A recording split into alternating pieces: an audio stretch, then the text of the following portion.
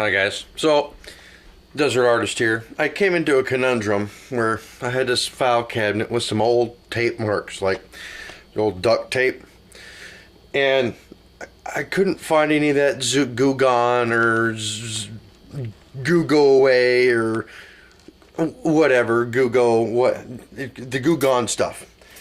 But I did find an alternative. I found that the orange hand cleaner, which every mechanic has in their garage, works excellent. And let me show you. I did do one spot, and I figured that I'm gonna have to. I got to make a YouTube video of it. Now, I did that one spot right there. Now, as you can see, I put a little squirt here and a little squirt there, and I'm going to spread it around, right? Now, I'm just using a regular old paper towel, and okay, now I got it spread around here. Now you can see where I kind of got it here. Now there was nothing on there before.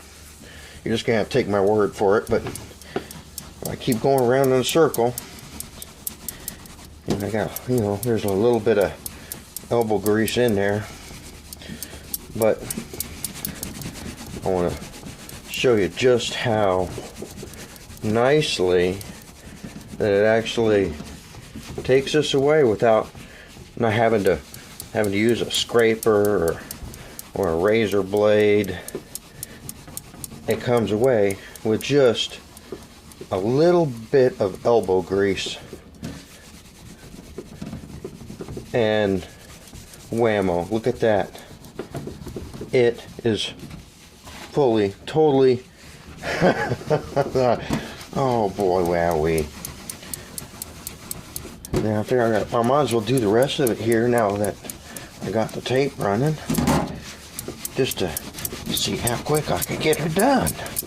A little bit more elbow grease, of course, is required, but I think I can have her done pretty quick. And oh, my paper towel's running out here, getting all gobbed up. I might have to get another one.